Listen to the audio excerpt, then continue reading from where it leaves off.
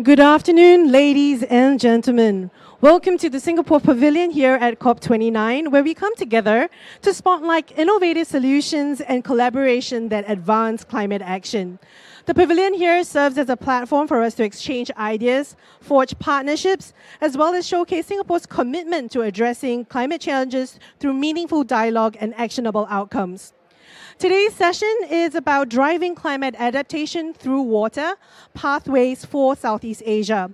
And we're honored to have a distinguished lineup of speakers who will share insights on advancing water resilience as a critical part of climate adaptation.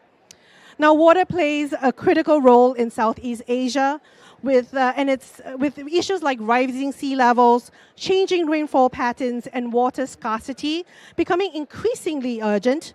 The session will explore how cross-border collaborations, policy innovations, as well as sustainable financing can help the region develop robust water-centric adaptation.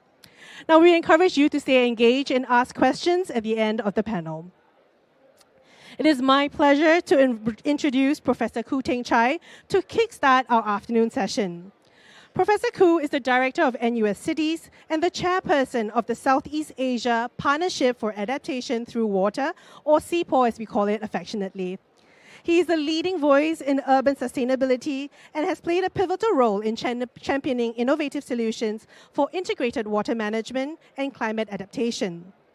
Under his leadership, CEPAW aims to foster that collaboration, harness knowledge, and drive impactful projects that build resilience here in Southeast Asia. Professor Khoo, please.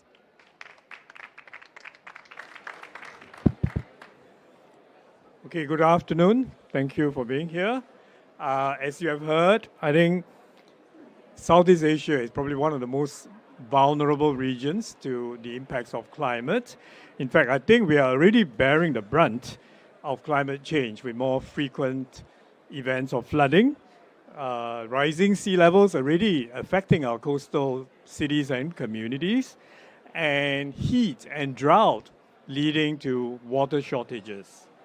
So while every country in the region is doing its best to decarbonize and to adapt to climate change, we all know that climate is not just a local phenomenon. I think as we've been hearing in all the sessions, climate change is a global and regional phenomenon. It requires a collaborative approach. So the initiative that we are talking about today, CEPAW, the Southeast Asian Partnership for Adaptation to Water, is just one such voluntary collaborative platform. It's initiated by the Singapore International Foundation and the World Economic Forum. And we hope to bring about, CEPAW hopes to bring about a lot more collaboration for impactful projects. So since we launched in June 2024 at the Singapore International Water Week, I think we have already got 20 members on board from the private sector, knowledge partners, solution providers, financiers, philanthropic organizations, and policymakers from government. So we aim to implement projects that can begin to tackle some of the most pressing climate adaptation challenges, and importantly, to scale these solutions for meaningful impacts throughout Southeast Asia and maybe the world. So we are already launching our first project, which is a unique collaboration between the Malaysian Water Association and the Singapore Water Association, which are association of companies that are interested in solving problems.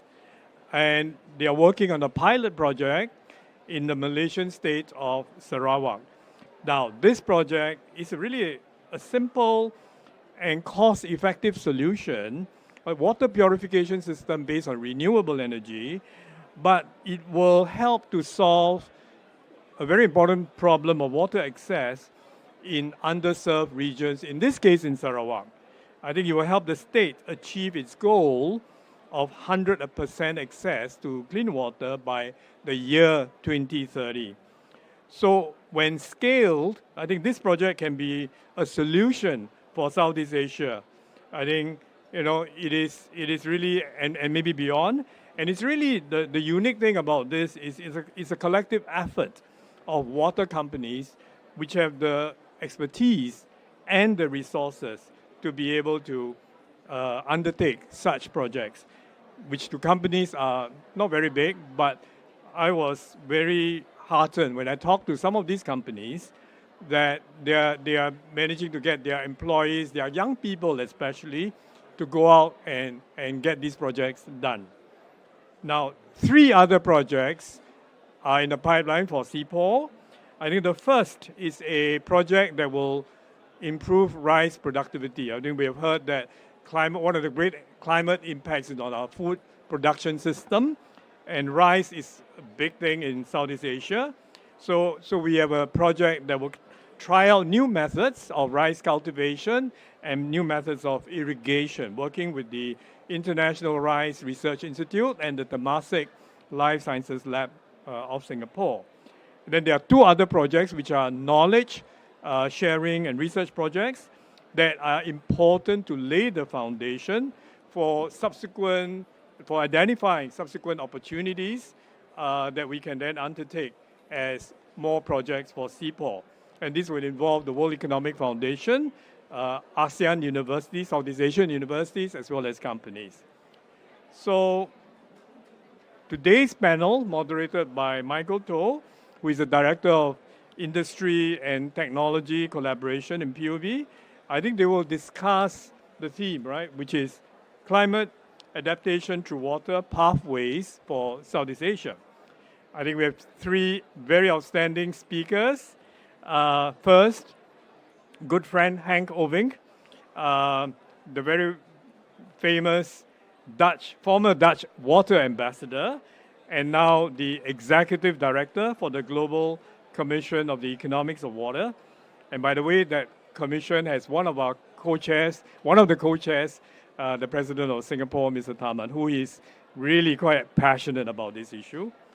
And he will talk about the recently launched report of the EW, which advocates really a radical new approach to looking at how we govern water at the global and regional scale. I think this approach, look at climate change, being fundamentally caused by the destabilization of the global hydrologic cycle.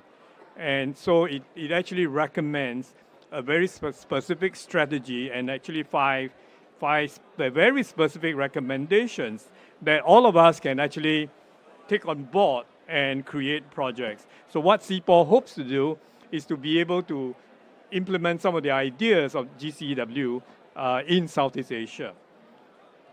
Now, our second speaker, Ms. Virginia Newton-Lewis, will share the private sector perspective coming from Grundfos, and she'll tell you more about Grundfos, a Danish international company. And I think she will share her experience, especially in tackling some of the kind of projects she's doing. And then third, from the Boston Consulting Group, we have Mr. David Sivaprasad. I think he, again, will have shared expertise from the BCG. Everybody knows BCG. I think they have had very special experience in the Philippines, helping to solve a water problem in the province of Negro Occidental, helping them to build water resilience, very vulnerable, and yet they are one of the most productive agriculture province because of what they have done, right? So those are the 3 speakers that will be involved in the panel session.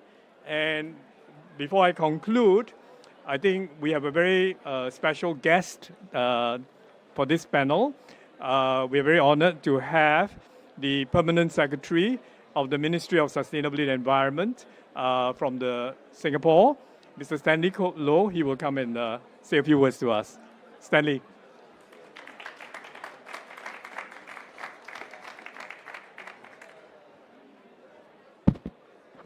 Well, thank you so much, my good friend, Professor Khoo Teng Chye.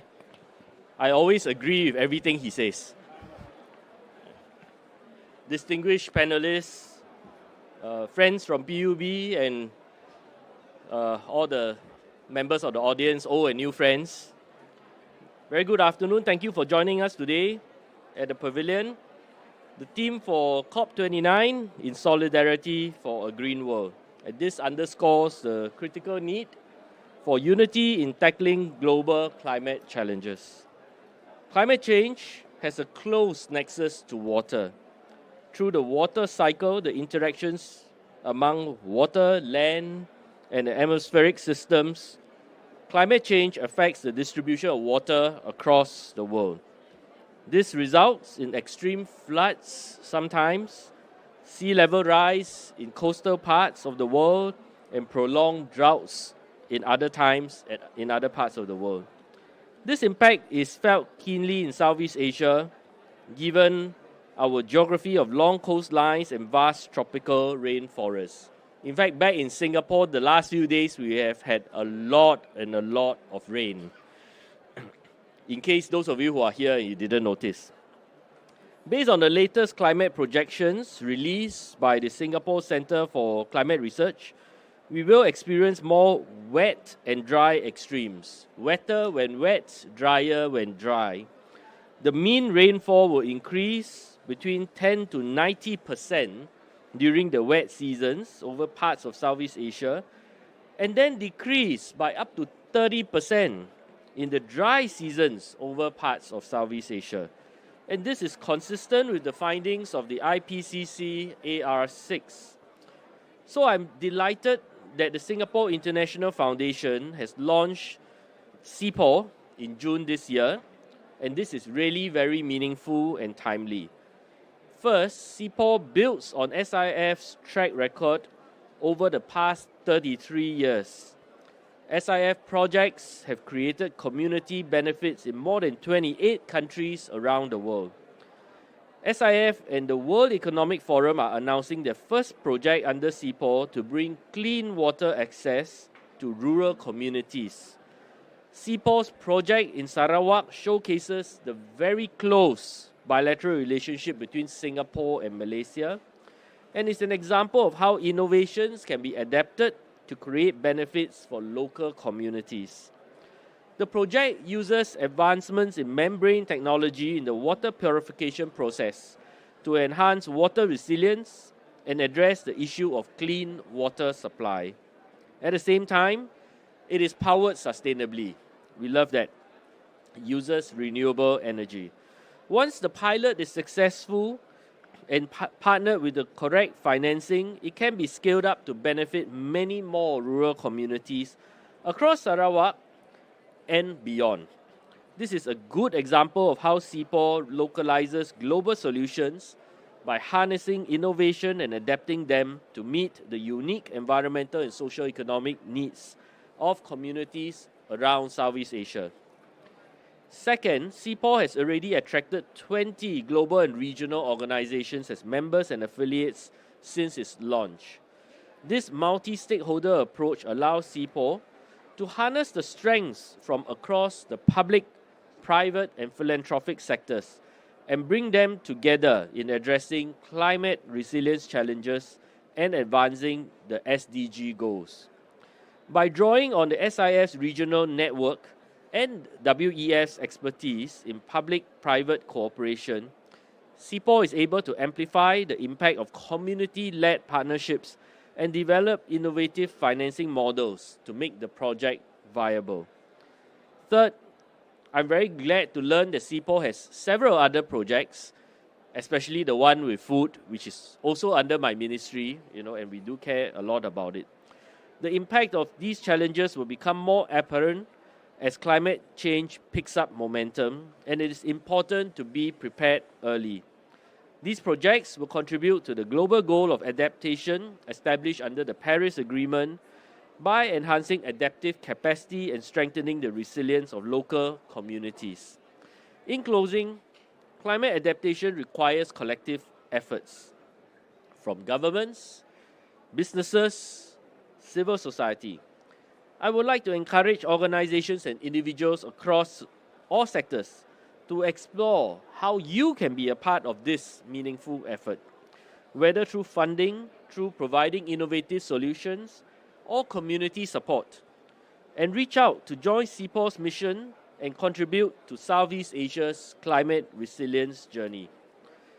Finally, I wish SIF and WEF the very best in your partnership. I do look forward to more than 3 more projects from you to help strengthen and achieve a water-secure future, but also to show that Singapore cares. I wish you a fruitful discussion at the pavilion today. Thank you.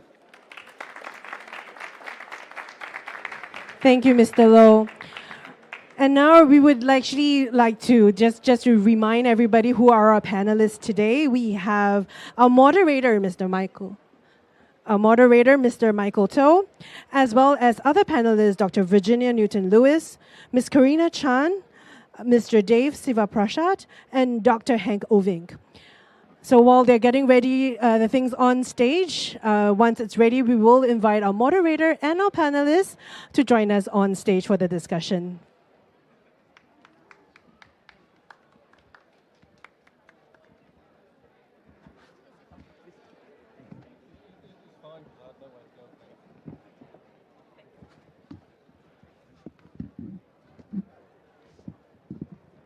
Is this good? Good afternoon, everybody, and it's fantastic to see so many of you here.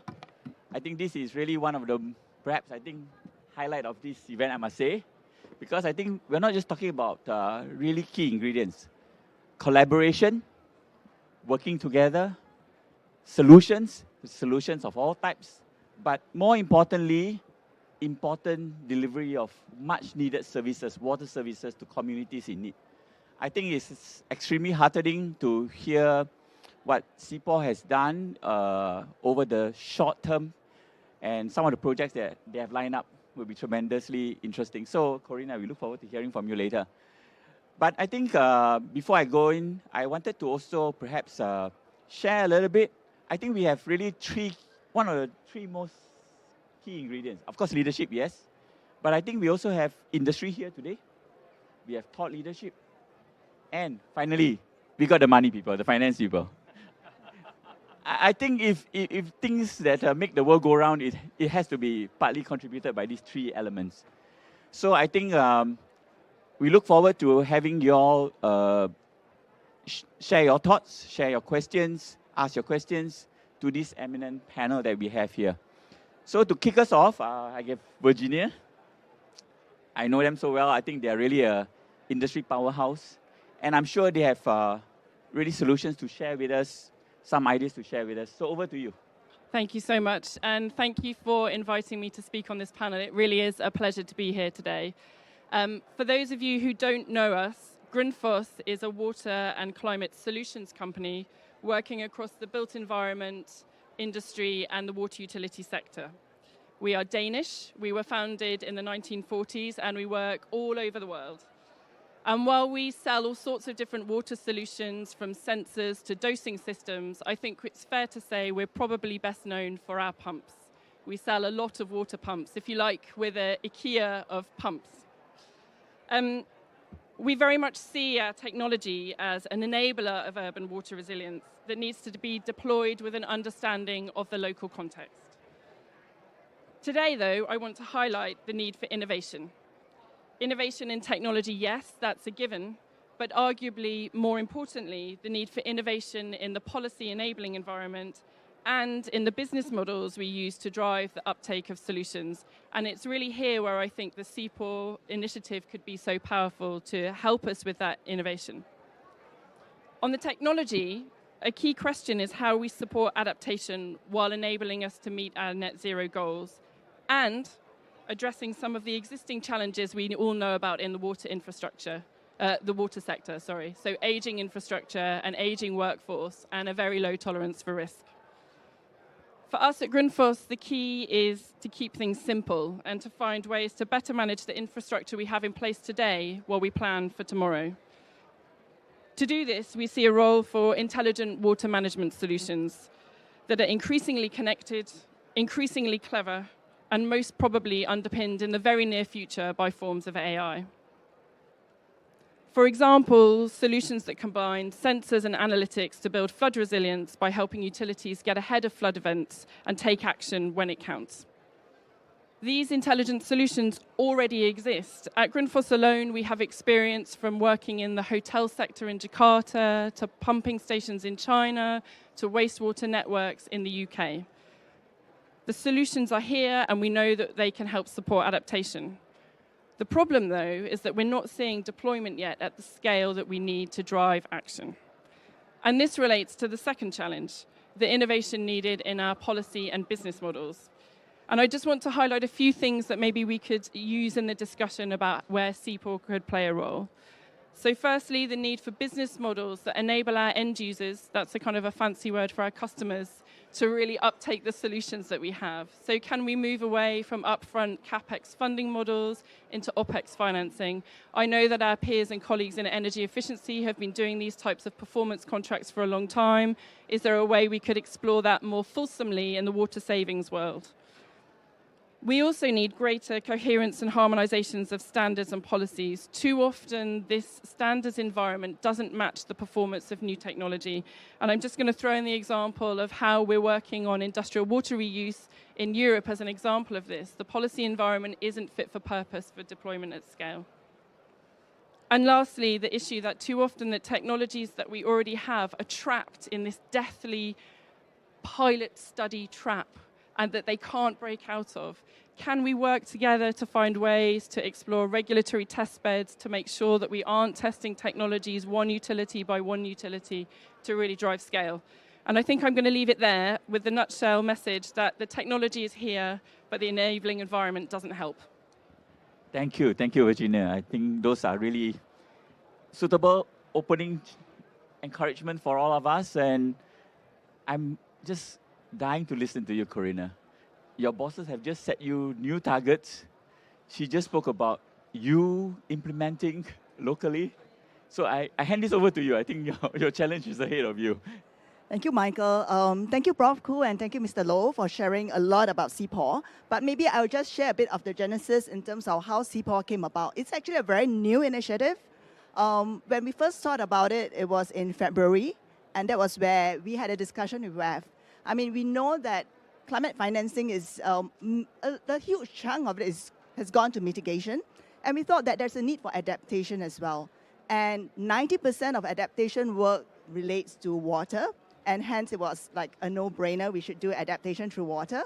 So the discussion started in February. It was launched in June.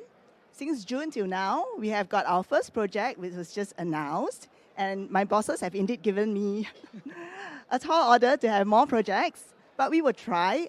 In 5 months, we have developed a project in Sarawak. The projects that we have lined up in agriculture and the 2 research reports that Prof. Khoo talked about. And we basically bring together multi-sector stakeholders. So SEAPAW brings together those with the solutions, those who have got the knowledge, those who have got the financing capabilities to look at challenges in the region. And what we hope to do is to look at pilots. We get philanthropic funding, work with the private sector to look at pilots. And if the pilots are successful, we work with the governments and we work with the multilateral development banks to scale this. I mean, that's how, because no amount of philanthropic funding will be able to fund all of our projects you want to scale in the country. So that is the approach that SEAPAW works on. The agriculture project is very interesting. So we know that globally, 80 to 90% of rice, especially, is grown by smallholder farmers.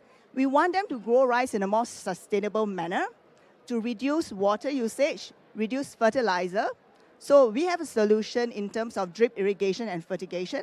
Hopefully, we will do that, pilot it in Southeast Asia. But farmers need motivation to transit to sustainable farming. And hence, this is where financing comes in, the guarantee of offtake comes in, and we also hope to provide that financing platform to smallholder farmers. So it's going to be a very impactful project, but pilots are needed and funding is needed. I will stop here because I'm going to turn to Dave, who is probably going to talk a little bit more on financing. Thank you, Corinna. Can you all join me in really giving a very warm round of applause to our friends at SIF for these tremendous results? Thank you. Thank you, Corina. We look forward to it. Thank you. Okay, Dave, I think she just kind of asked you to give an answer to something. Michael, over to you. Thank you, Corina, for setting up very nicely. And the question was around financing, right? But I'll start with a little bit of background on BCG's involvement in adaptation to just put in context, what we're learning, what we're seeing, and how this could help advance the agenda. So BCG has been very much involved in the adaptation agenda, globally, and with a strong focus in Southeast Asia because of all the reasons we just talked about. And that is very much, very much, in the front and center of water, too much, too little, and it's a common thread that cuts across. Now I'm going to dive into it with what we're learning. So we worked across adaptation in multiple countries in Southeast Asia. Professor Khoo, you mentioned Philippines. That's one of the countries we worked with, together with the UK government on their national adaptation plan. We're helping them on implementation of that plan in the water and food system. And there are some really interesting lessons to be learned as we are advancing this.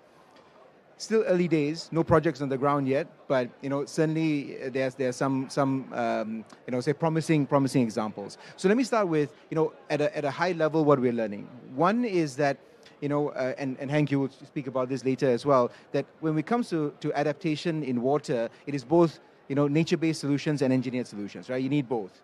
The second thing we're learning is that there's huge potential in multi-function solutions, right? So solar with agriculture and so on, it has a lot of potential. And in financing, we certainly need new and innovative methods to finance, but we still need to address the underlying economics, which is around the value and price of water and so on, right? So that's still the big challenge to be overcome, which can be overcome in various ways. Let me dive in a bit further on the financing piece, because I think this is where I will then link it to an example to bring it to life, right? So first is that when you think about funding all these projects, you're looking at every source of capital available. So there are impact investors, there are concessional finance, development banks, DFIs, commercial banks, and so on. The challenge is you need to mobilize all of this, and you want to get a lot of private sector involvement, and you need to stack it up, right? They all have different return expectations. They have different expectations on when they want their money out, and they have different risk-return appetites, right? So when you start looking at it this way, then there are a couple of themes that come out which are common across, right? One is that with the private sector, you want to be able to point to revenue streams you can generate. And you want the revenue streams that the private sector can look at and say, okay, this is going to pay back my investment or pay back my debt, right? So you need to be able to point to these, private sector sources of value. And some of it could be cash flow value, some of it could be balance sheet value, but you still need to be able to point to it. The second is that you want to build a lot of confidence and trust in the system. So you could see the revenue stream, but how much confidence do you have on the revenue stream, right? And there are ways to get around it, and I'll illustrate it with an example, but without confidence and trust that revenue stream is certain, it's very hard for the private sector to then put money in, right? And the fourth thing I would say is that there's a need for minimum scale, which is the challenge of pilots, right? So, you have pilots, that gets you a certain way forward. But then to scale, you need to get to a minimum scale that is interesting enough for private capital to move in, and that poses its own challenges. And maybe let me illustrate this with an example, because I think it's helpful to then kind of visualize, right?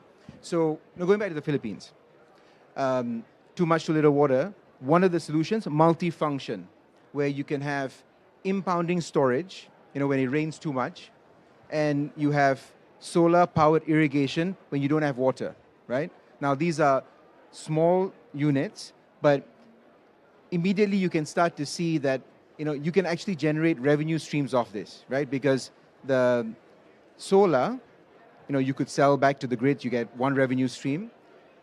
For the irrigation, where there's too little irrigation, you potentially could sell irrigation as a service.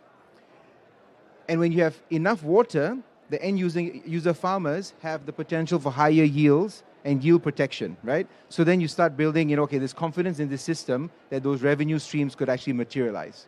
So that's one aspect. The other aspect is then you need trust and confidence in the system. You know, if you have many smallholder farmers, for example, how do you know for certain that you're going to get that payment back, right? And this is where interventions such as having credit guarantees, you know, where financial institutions can do that. You have insurance playing a role. You can have collective offtake from co-ops that give you minimum scale. You know, again, starts to build confidence and trust that, you know, this could work, right? Then you get to the question on minimum scale. If you have one project that, you know, maybe it's $1 million, maybe it's $2 million to implement, it's very difficult to mobilize large-scale private sector financing in that scale. But if you don't think about it as a project, but if you think about it as a portfolio of repeatable projects, if you start to consolidate and sequence them, I'm not doing one, but I'm doing 20, then, and there's repeatability inside, so it's you know, you've built experience, then you can say, okay, you know, there's confidence of the private sector to come in. Now, I was going to tie that back into collaboration and collective platforms. So the example that I just described actually requires a fair bit of orchestration and multi-stakeholder involvement, right? To make that happen, it's a lot of effort. And that's where, you know, platforms like SEAPAW and other such platforms where you bring stakeholders together, you have, you know, active orchestration, you align incentives, and then you get business models to work, then can start getting the money to flow. Then, of course, you need to have all the safeguards, right? You know, no maladaptation, no downstream negative effects, and so on. But that's where, you know, we're learning that there's a lot of potential, but it does require a lot of energy and work to orchestrate. Thank you, Dave. I think really useful for you to share. If I get the message, there's really enough money out there to help us. Money's not the problem. It's the That's risk-return profile that's the problem. Thank you. Yeah. Okay, our last eminent speaker. I believe that water flows in his veins. Hank, over to you. Thank you so much, Michael, and thanks all for sharing your lessons and expertise. I want to zoom out a bit and before I zoom in. With the Global Commission on the Economics of Water, one of the co-chairs is indeed President Tharman Shanmugaratnam from Singapore, stepping up in his role as a real, true water ambassador, leading this effort over the last 2.5 years. We just released our report mid-October. And there are a couple of things that are important for this discussion, I think. Somebody says you can't manage what you can't measure. If you take even a step back, it's about governance. The problem is that we do measure water wrongly. Very single-focused and very short-term. So it's not about the values behind water across our society. It's just that we look for simple truths, short-term profitability. And that leads to water degradation in many different aspects. Second, when you look at water, you have to look beyond the water that you can see. It's a little bit of a mystery, you could say, but the hydrological cycle, the water cycle, how it plays out in the world, immediately links to everything in our society if we understand it. So understanding is important of this complexity. And it means it's about the water in our rivers, lakes, aquifers in the ground and oceans, but also the water that transpires from plants, from forests, from our soil. That is good for close to half of all the rain on land. So that literally means if we destroy our land mass, cut a forest, you take away the source of your rain. So if we think about security of food, energy, healthy environment, cities, and at the same time we have a lack of understanding how that value plays out in biodiversity, economic development, agricultural practices, we lose out. We think about that the agriculture sector drinks up 70% of our fresh water. That's only blue water. Land occupation of agriculture is undermining that single source being green water. So what the Commission did was bring that understanding to be able to start to value and govern water differently across all scales and sectors. And for that we came up with 5 missions. Missions that are no rocket science, but in their collective effort are key to deliver. Changing food and food systems, from changing diets all the way to changing subsidies. There's $380 billion going around in food subsidies. Not to eradicate hunger, I wish, but to produce more food.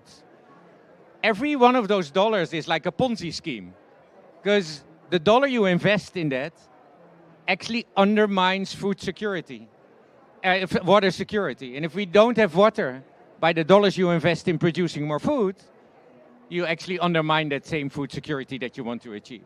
At the same time, changing diet is as important for that whole food system. Second is about biodiversity and land. As said, biodiversity and our land use are key components in restabilizing our hydrological cycle. And that hydrological cycle links every SDG, but also links everyone around our planet. We know rivers cross borders, but we have atmospheric rivers crossing continents. So being able to value and govern this hydrological cycle means that from the very local level on your land use management, all the way to the global level, we have to have governance in place. Third is about circular economy. Singapore could not be a better example of that. But that is not the standard around the world, let alone mainstreamed in our policies and practices.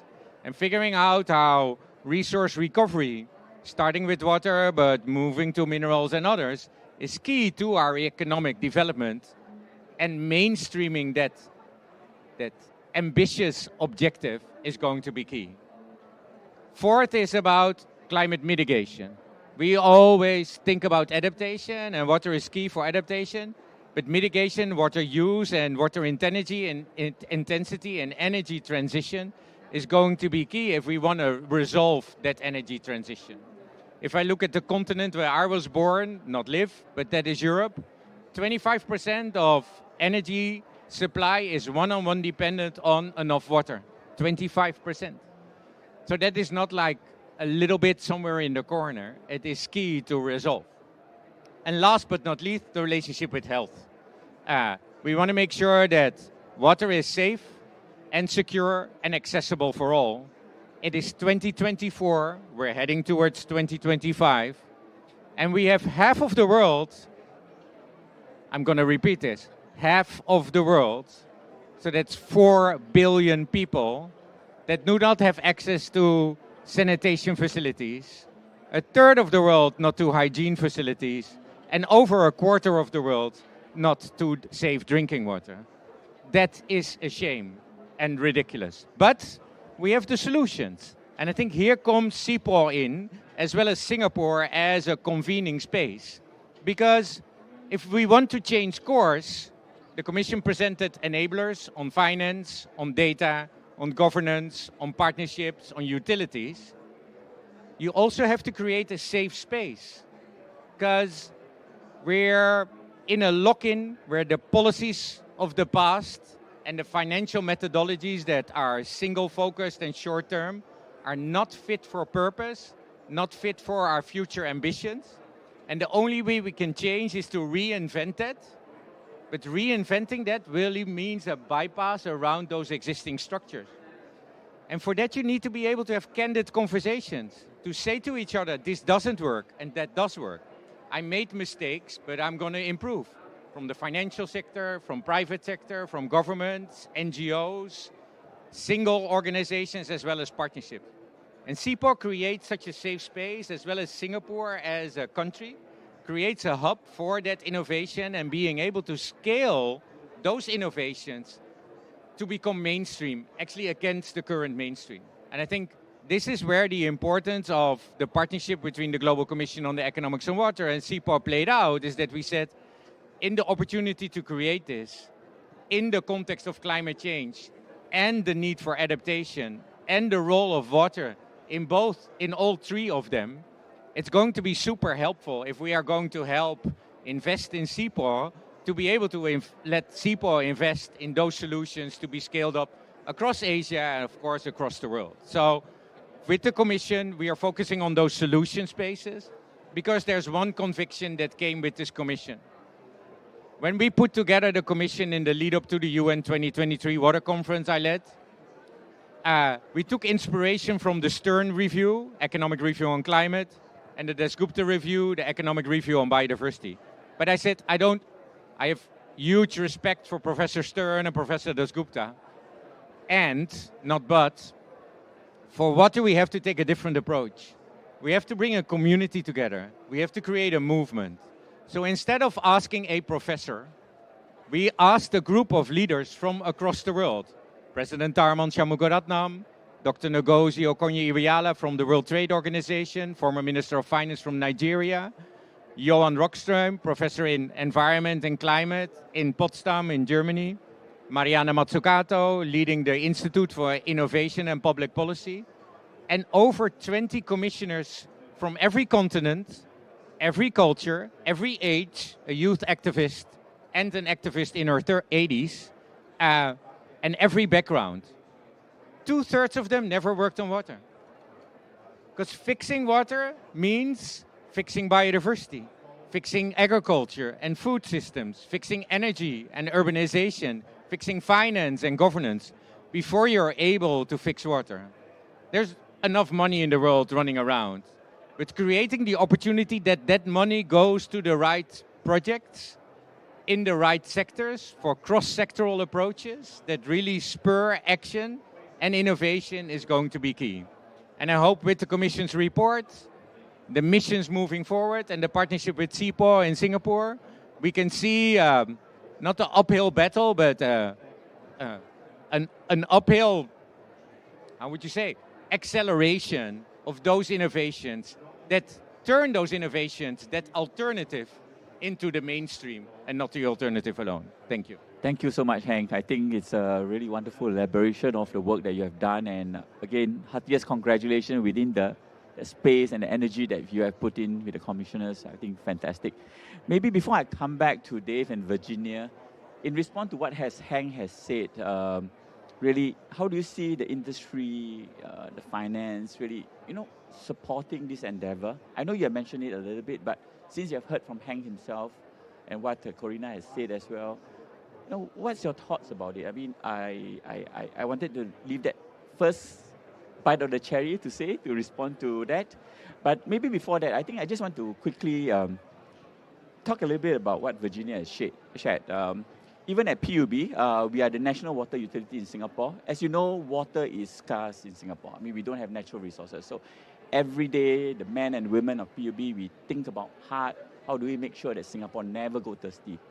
So one of the things that we do is innovation, adopt innovation. And I think we encourage innovation being adopted. It's a little bit of advertisement for PUB, but I wanted to say it because it's really in our DNA. We open up our facilities, we get our engineers to try it out, we get the private sector to come in.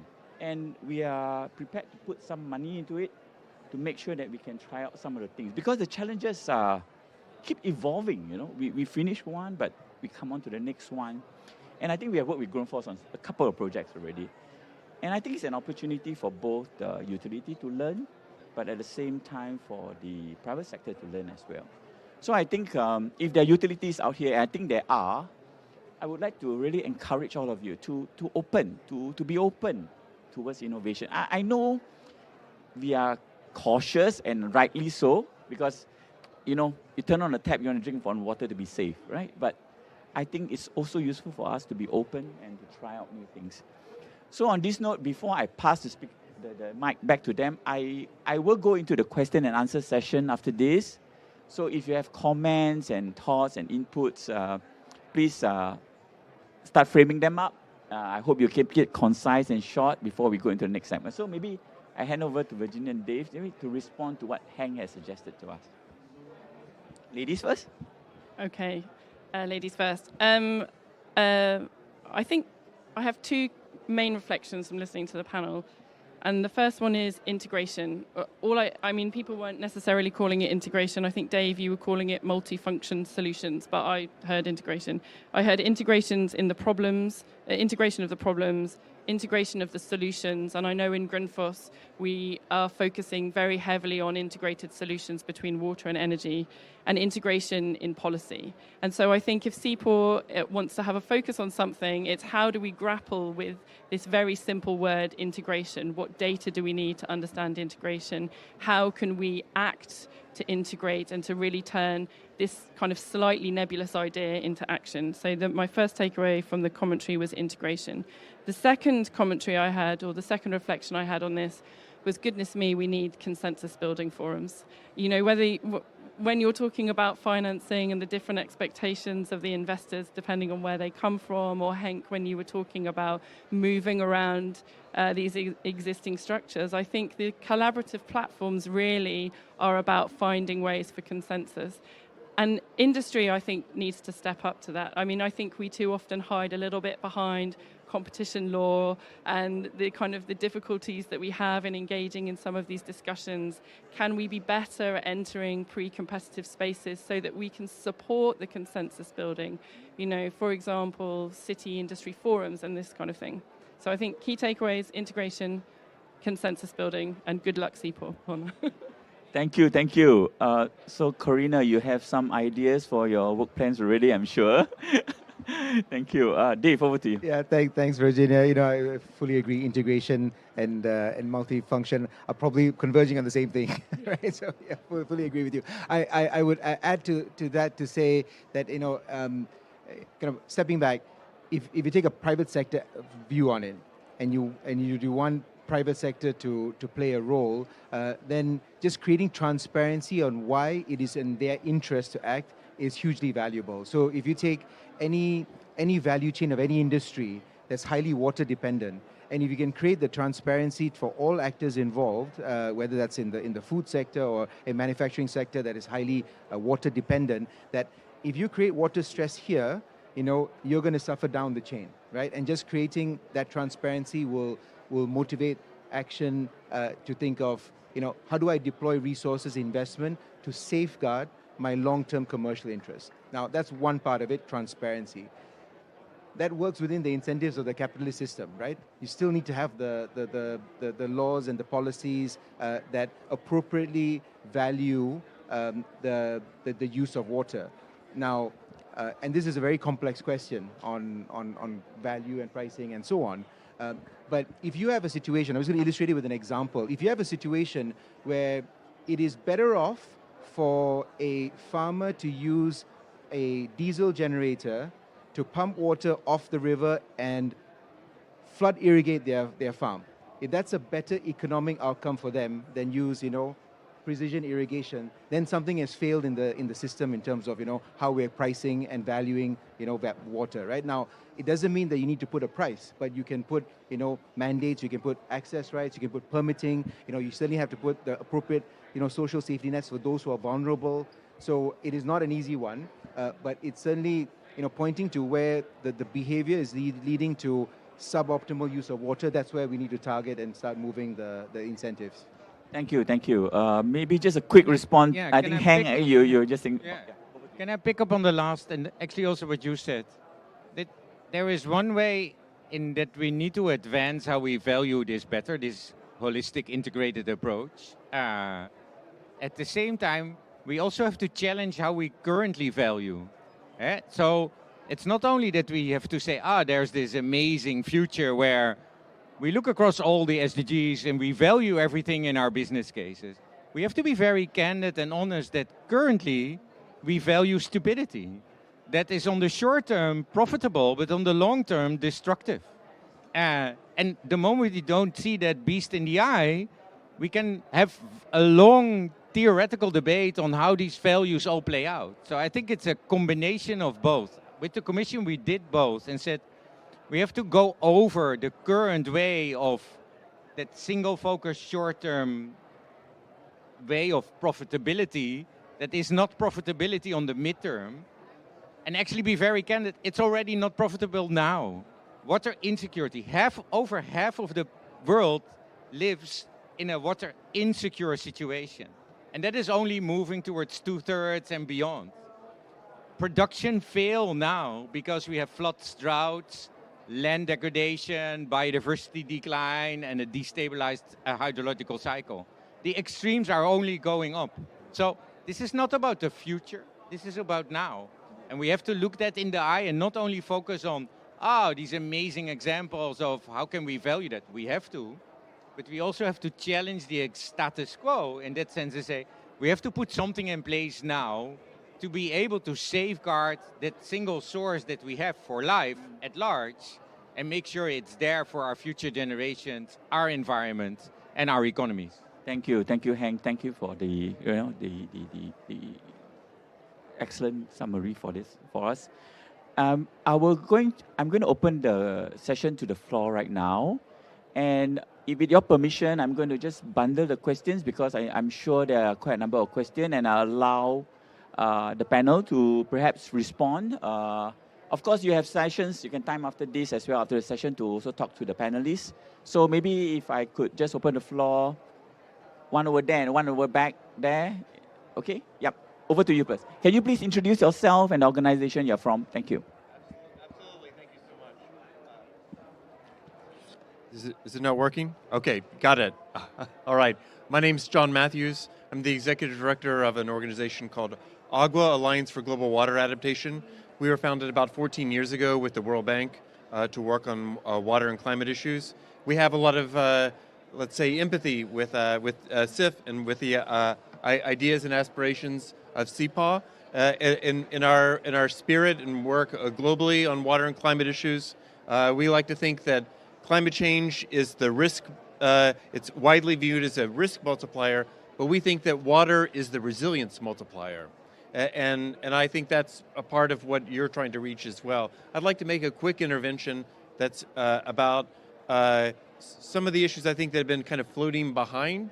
I especially like the way that you all are trying to focus on piloting, that they can then expand, and that you want to make sure that you are developing local expertise and capacity and proof of concept. And from our experience, especially in Southeast Asia, there's a lot of really good capacity and potential in that space. And one of the examples that might be like a shared lesson and a way to approach it is if we're talking about especially the scaling process around climate finance, how we develop what in the climate finance world is referred to as the climate narrative is actually critical. It's required.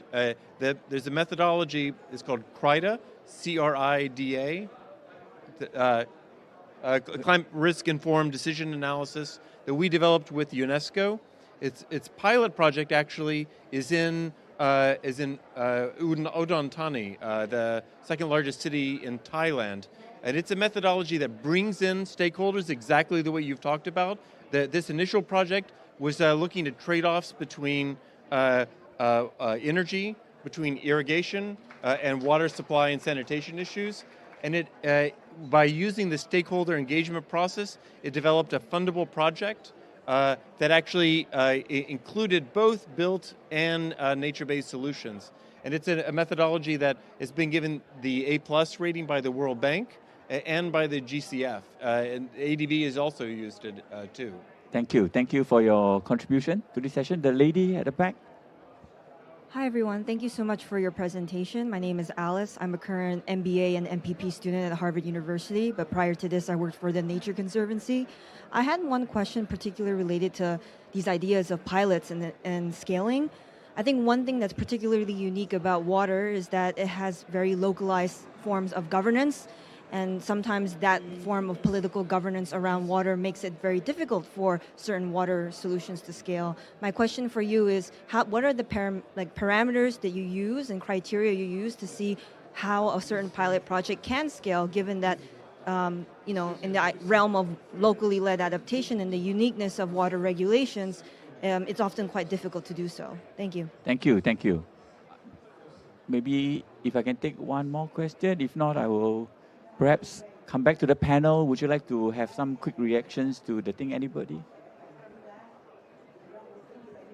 Okay, Virginia. I can respond very quickly to the question around scaling technology pilots. And I would agree with the questioner that it's challenging because of the local context issue and the need to be context specific. But I think we could do much more around local regulatory test beds, bringing together coalitions of local utilities in countries and regions. And I would point to the work of organizations like the EU Water Tech Accelerator, who are experimenting in Europe with exactly this question. How can we find that balance between standards and metrics that enable pilots to scale and reduce some of the transaction costs of bringing technology into the sector while recognizing the need to adapt to local context? So it's definitely an issue, but there are organizations who are looking at very practical ways to overcome this issue so that we can bring new tech into the sector. Thank you, Virginia. Just 1 or 2 minutes for any response. No, just a question about scaling. So the localized scaling is also important. I mean, I think we need to take into consideration that a lot of this, especially food security, agriculture, the local context is very important. Because I do a rice project in Cambodia, the conditions are very different from I do it in Laos, in Vietnam, in Myanmar. So what we are hoping to do in terms of scaling is pilot in local region with their rice varieties with the community. Because if the community doesn't buy in, that's it. You're not going to do any successful projects with the farmers there. So pilot is important. Educating and working with the community is very important. And if the solution works, the farmers see what they are getting in return, and that's where the government, with the help of the multilateral development banks, could actually scale it. Country by country, I mean, we are not talking about scaling all at once, but we need a proof of concept, and we need to prove that the local communities are with you to work on this. Yep. Thank you, Dave. Just maybe some quick thoughts. No, I think nothing much more to add on what you've said, Karina and Virginia. You know, I would say that pilot to scale is very challenging, but there's so many existing solutions that exist, right? That are there. You don't need necessarily to pilot the technology proof, but you need to pilot the application in a specific context. And once you do one and you can start to consolidate and create portfolios of programs, you do it 100 times, this then starts to get into scale very quickly. But again, it does require a lot of orchestration. I think that's the value of these platforms, of coming in and creating that impetus to move. I think last to this, I think while the contextuality might be different, the principles behind them are not. So I also think we should challenge ourselves to be mystified by the fact, we can't scale because it's different in every place around the world. Yes, but the principles behind how we want to change course are not. So sticking to them. Second, solutions are out there, but the way we draft our policy packages and our programmatic approaches to get to pipelines are often lacking. So we do a lot of innovations and pilots that stay innovations and pilots, but mainstreaming them is just for grabs. So I think we should not lose the effort, and that goes back to, since we agree on the principles behind these innovations, that is what should drive the scaling, not the innovations itself. Yeah. Thank you. My colleagues at the back, there's a session after this, so really, I know this full house really have a lot more questions, but I really have to bring this session to an end, and I think a few things really come across, really there are solutions, and I think we can do it collectively.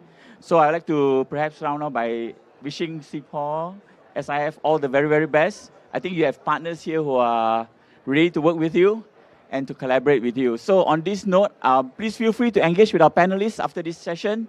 There are more times here, and I think there's coffee over there. Yes, coming to that. So before we end off, I would like to invite Professor Khoo again back on stage to close off the session and perhaps also give a few thoughts about what he has heard so far. Okay, just 3 words perhaps to summarize this panel's discussion today. Number 1, collaborate. We heard a lot about collaboration and that's what SEAPAW is about. Collaborate across countries, across sectors, because you need collaboration to solve some of the most challenging problems of climate adaptation. As Virginia said, to scale, you need policymakers and you need to integrate, right, across policy, planning, execution. So that's number 1, collaborate. Number 2, SEAPAW is not just a talk shop. So number 2 is act, right? We want to have real projects. We've already got 1 and a couple more in the pipeline. Permsec was whispering into my ear, I want to see a lot more. So he's already set us our KPI. But anyway, we got to act, right? Identify pilot projects and then get them going, And what I found very heartening is that when we had our first meeting, the people who attended, and not number of them were here, but many others, they were also enthusiastic, also surprised that they were already putting projects on the table. So actually, there's a lot of enthusiasm for acting, right? Number three, most important of all, join CEPAW. So join CEPAW. I think we've got some good members to start off. I was talking to some very young people who are part of the 20-strong delegation from Singapore representing our youth. Many of them are from our universities.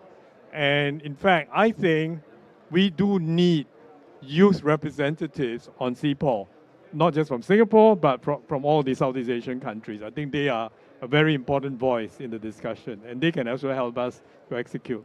So, 3 words: collaborate, act, and join. Okay, thank you. Thank you, Prof. Khoo. Can I have my panelists, Prof. Khoo and PS Loh, to join us on stage for a group photo taking?